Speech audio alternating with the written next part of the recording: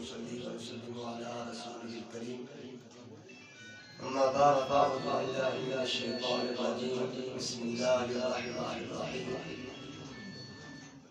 قد أفلح المؤمنون الذين هم في صلاتهم خاشعون والذين هم عن اللغو معرضون صدق الله العظيم وصدق رسوله النبي الكريم الأمين. تمام تعریفیں اللہ جل مجدہ کے لیے جو ساری کائنات کا مالک خالق رازق ہے. لاکھوں کروڑوں درود میرے آپ کے آقا جناب حضرت محمد مصطفیٰ احمد مصطفیٰ صلی اللہ علیہ وآلہ وسلم کی ذات اقدس پر. آج کی یہ محفل اصحاب ثواب کی محفل ہے, ختم شریف کی محفل ہے, 40ویں کی محفل ہے. بھائی شبیر صاحب نے اس محفل مجلس کا انعقاد کیا ہے اپنے والد صاحب کے لیے,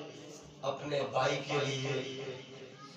اپنے اہل و عیال کے لیے. دعا ہے اللہ تعالیٰ ہم سب کی حاضریاں اس محفل میں قبول فرمائے. اور جتنی بھی محفل دنیا میں اس سال کی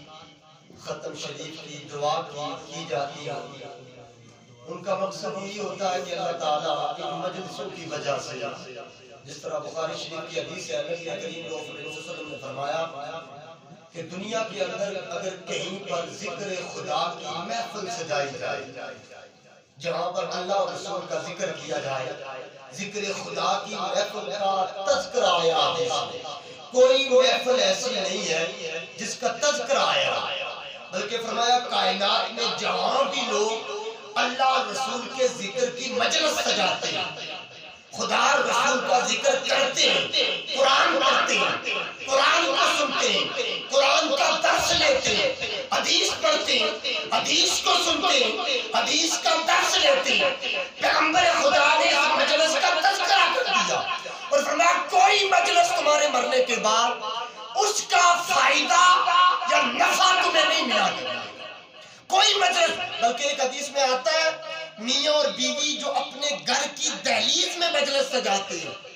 اگر اس مجلس میں بھی خدا اور رسول کا ذکر نہ کیا جائے, اس مجلس کی بھی ابتدا خدا اور رسول کے ذکر سے نہ شروع کی جائے, اس مجلس میں بھی شیطان داخل ہو جاتا ہے. ساری مجلسوں کا تذکرہ نہیں ہے. قرآن کی ایک آیات ہے, اللہ فرماتے ہیں الذین اتخذوا دینہم لہوا ولعبا وغرتہم الحیات الدنیا. اللہ فرماتا ہے میں اس بات پر قادر ہوں, یہ جتنی بھی مجالس کی جاتی ہیں میں اس بات پر قادر ہوں, آپ کوئی کھیل کی مجلس سجائے, آپ کوئی تماشا کی مجلس سجائے, آپ کوئی شاعری کی مجلس سجائے,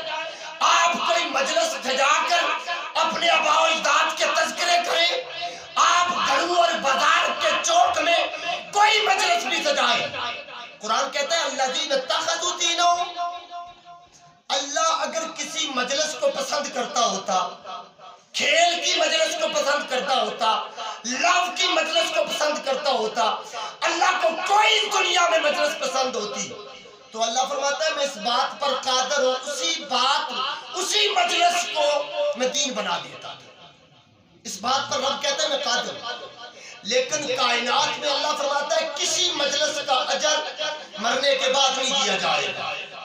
کسی مجلس کا ثواب مرنے کے بعد نہیں دیا جائے گا. لیکن بخاری کی حدیث ہے رسول اللہ نے فرمایا جو وقت آپ نے کہیں خدا کے ذکر کی مجلس میں گزارا ہے, اللہ کی ذکر کی مجلس میں گزارا ہے, اس کا اجر کیا ہے؟ فرمایا قیامت میں محشر کے میدان میں جب لوگ اٹھیں گے نا قبروں سے, یہ وقت یہ ہمارا یہ ایمان ہے, یہ زندگی ہمارے لیے بڑی مختصر ہے, اور کل نفس ذائقۃ الموت قرآن کی آیات بھی ہم پڑھتے سنتے ہیں. یہ الگ بات ہے کہ ہر بات قرآن کی ہر آیت ہر دل پر اثر نہیں کرتی. قرآن پڑھتے ہیں لیکن عمل ہم میں موجود آج کی تاریخ میں نہیں ہے. اور یہ مسلم کی حدیث ہے, پیغمبر خدا نے فرمایا قرب قیامت ایک ویسا وقت آئے گا اللہ تعالیٰ فحاشی کی وجہ سے, بے حیائی کی وجہ سے اور یعنی کی وجہ سے دنیا پر 2 عذاب نازل کر دے گا. جتنے بھی لوگ آئیں گے نا 2 عذاب قرب قیامت اللہ نازل فرمائے گا، اور فرمایا اس میں پہلا عذاب یہ ہوگا جوان موتیں کثرت سے آئیں گے، ہر بستی قریہ میں جوان لوگ مرنے لگ جائیں گے، اور جنازے پڑھنے والے، اسال پر جانے والے وہ اپنی موت کو یاد نہیں کریں گے، رسمن جائیں گے، رسمن جنازے پڑھیں گے، رسمن فاتحہ پڑھیں گے، یہ میرے باپ کے جنازے پر آیا تھا، میں بھی اس کے باپ کے جنازے پر چلا جاؤں، یہ پاجی تھی، ختم کرنی ہے، یہی توکل اور یہی خیال اور یہی فہم ان کے دماغوں میں، یہ نہیں ہوگا کہ یہ جو بندہ فوت ہو گیا ہے جوان تھا، ہمارا بھائی تھا، ہم میں گھومتا رہا، آج قبر میں ہے تو قبر میں اجر کس بات کا اسے دیا جا رہا ہے، فائدہ کس بات، لے کر کیا گیا ہے دنیا سے؟ حضور نے فرمایا قیامت کے روز جب اٹھیں گے نا تو دنیا میں جو ذکر کی مجلس میں بیٹھتے رہے، اللہ اور رسول کی ذکر کو باتیں سنی، قرآن کی باتیں سنی، حدیث کی باتیں سنی، فکر آخرت کو سنا، اور وہ ڈر اپنے دل میں بسایا، اس ڈر میں زندگی گزاری، جس طرح قرآن نے فرمایا یا الذین آمنوا اتقوا اللہ حق تقاتہ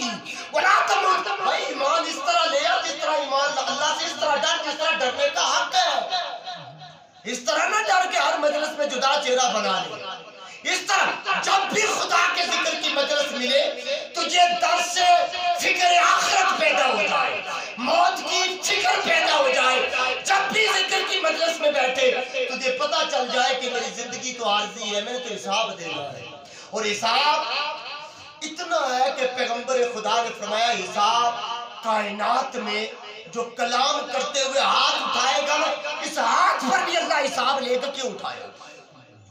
یہ نہیں ہے کہ حساب میں کوئی کمی پیشی آئے گی، اور قرآن میں تو اذا الشمس کورت واذا النجوم انقدرت واذا الجبال سجرت، اللہ قسمیں کھا رہا ہے، قسمیں، یہ نہیں ہے کہ کوئی بات چل جائے گی، جب بندہ مر جائے قبر میں چلا جائے تو کوئی بات نہیں، زندگی میں کوئی جوانی آئی کوئی بات نہیں، معاشرے کا ہر دور دیکھا نماز نہیں پڑھی کوئی بات نہیں، سچ نہیں بولا کوئی بات نہیں، فحاشی پھیلا دی کوئی بات نہیں، ساری رات ٹک ٹاک پر موبائل دیکھتے رہے کوئی بات نہیں، فیس بک پر بے حیائی دیکھتے رہے کوئی بات نہیں، کیا ہوگا کوئی بات نہیں، اللہ بخش دے گا کوئی بات، یہ نہیں ہے، اللہ کہتا ہے ان عذاب ربک لواقع، یہ قرآن کا حکم ہے، بھائی رتی پر حساب لیا جائے گا تم سے، یہ تو مریں گے تو پتہ چل جائے گا، بھائی یہ زندگی جو گزاری ہے یہ تو حساب کے لیے، لیبلوکم ایکم احسن عملا، اللہ نے تو بنایا، اللہ فرمایا لیبلوا، جانچ پڑتال کرنے کے لیے تجھے پیدا کیا کہ تو کس کرتوت اور کسب کا مالک ہے، تیرا ٹھکانہ کیا ہونا چاہیے، اور تیرے عمل کرتوت اور کسب پر تیرا ٹھکانہ بھی جہنم بنا دیا، اس لیے فرمایا کہ قیامت کے روز کچھ لوگ اٹھیں گے جنہوں نے دنیا میں ذکر کی مجلس کو پسند کیا ہے،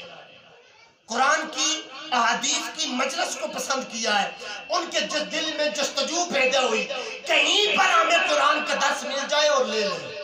کہیں پر فکر آخرت مل جائے اور لے لیں، اور حضور نے فرمایا دنیا میں اگر ذکر و اذکار کی مجلس میں بندہ گیا بیٹھا تو فرشتے اللہ کے اس ساری مجلس کو جہاں خدا کا ذکر ہو رہا ہو، اللہ کے پیغمبر کا ذکر ہو رہا ہو، جہاں اسلام کی بات ہو رہی ہو، جہاں فکر آخرت کی بات ہو رہی ہو، وہاں پر ساری مجلس کو حضور نے فرمایا اللہ کی رحمت کے فرشتے اس کو گھیر لیتے ہیں، ساری مجلس کو، صحابہ نے کہا یا رسول اللہ صلی اللہ علیہ وسلم کیا وہ ساری مجلس کو اللہ کی رحمت کے فرشتے گھیر لیتے؟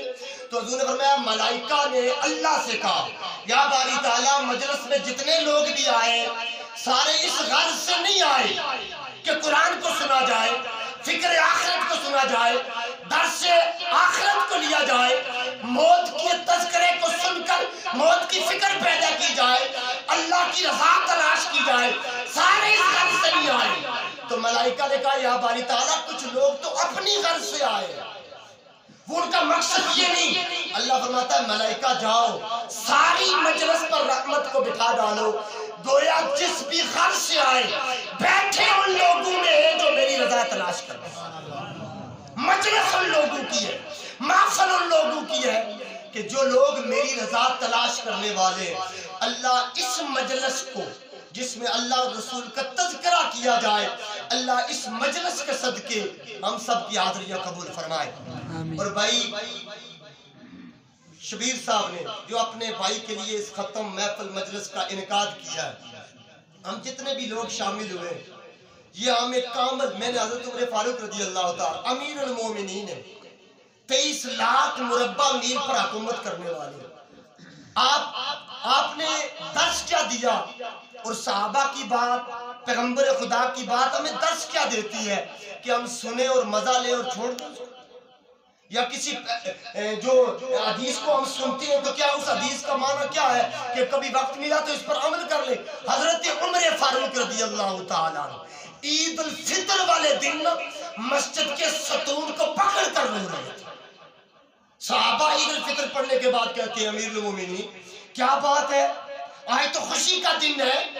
یا تو معاشرے میں آج کی تاریخ میں ہمیں اس بات پر افسوس نہیں ہے،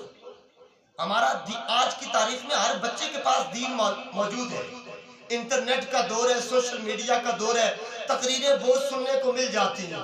درس و تدریس بہت، جو مسئلہ بھی چاہیے انٹرنیٹ سے مل جاتا ہے، لیکن کمی جس بات کی ہے وہ یہ ہے کہ ہمارے میں عمل موجود نہیں رہا، تہذیب و ادب موجود نہیں رہا۔ ہمیں قرآن پڑھنے کا وہ جو جس طرح قرآن کی میں نے آیات پڑھی قد افلح المؤمنون، اللہ اس آیات میں 3 لوگوں کا تذکرہ کر رہا ہے۔ قد افلح، پہلی بات اللہ فرما رہا ہے، یاد رکھنا تحقیق مراد کو کون سے لوگ کو؟ ستھرے لوگ، پاکیزہ لوگ، طیب طاہر منزہ مبرہ لوگ، شفاف چنے ہوئے لوگ، وہ لوگ مراد کو پہنچیں گے۔ کیا معاشرے میں ہر فن مولا لوگ جائیں گے؟ ہر فن مولا، ہر مجلس مولا، وہ لوگ جو ہوشیار، کہیں قرآن میں نہیں لکھا کہ اشار جنت میں چلا جائے گا، چلاک جنت میں جائے گا، لائق جنت میں جائے گا، تیز رو جنت میں جائے گا، پاور والا جنت میں جائے گا، طاقت والا جنت میں جائے گا۔ فرمایا نہیں، قرآن میں فرمایا قد افلح المؤمنون، تحقیق جو مراد کو پہنچنے والا ہے، جس کی موت ایمان پر ہوگی، فرمایا وہ شخص کون سا ہے؟ اس کی آگے وضاحت فرمائی قرآن کی اندر، فرمایا الذین هم فی صلاتہم خاشعون، مسجد کے منبر سے آواز آئے حی علی الصلاۃ حی علی الفلاح، اور تو اپنا گرم بستر بھی نہ چھوڑ سکتا۔